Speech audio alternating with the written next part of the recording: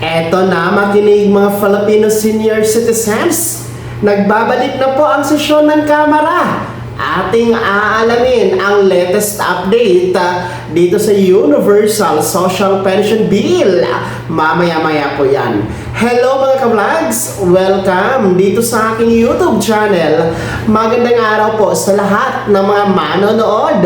Saan po kayong dako sa mundo? Kumusta kayo mga ka-vlogs? So eto na nga po no, dahil nagbabalik na po ang sesyon ng Kamara noong Lunes, January 26, 2026. Atin pong titingnan at aalamin ang latest update sa Universal Social Pension Bill. Kung niyo pong maalala mga vlogs, sa mga nagdaan nating episode ay atin pong pinarinig sa inyo ang mga may akda ng nasabing panukala no dito sa Universal Social Pension Bill no.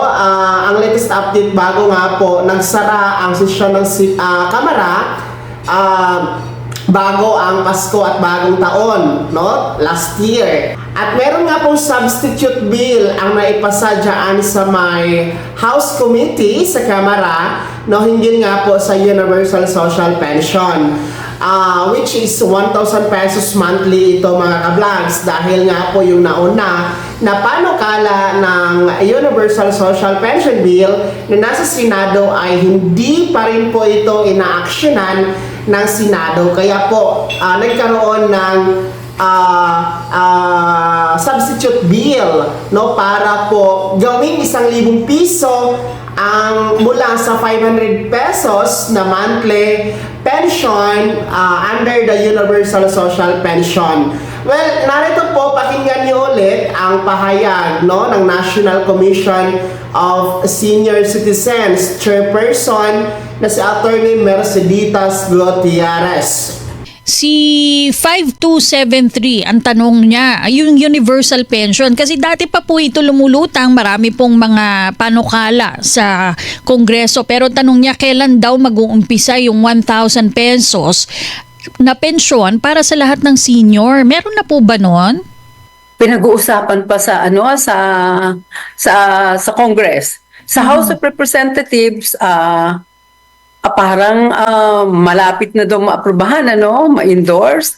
At sa Senate, wala pa kaming balita. Pero kailangan na ang both houses of Congress ay kailangan maipasa yung bill na yan.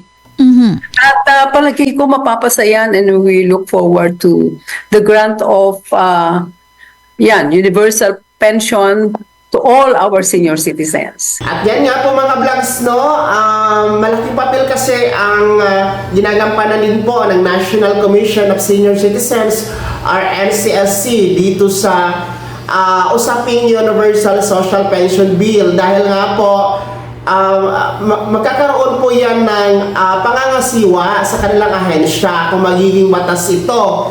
Well, anyway, hindi pa naman po malinaw kung saan ito malalagay. It's either DSWD or the NCSC.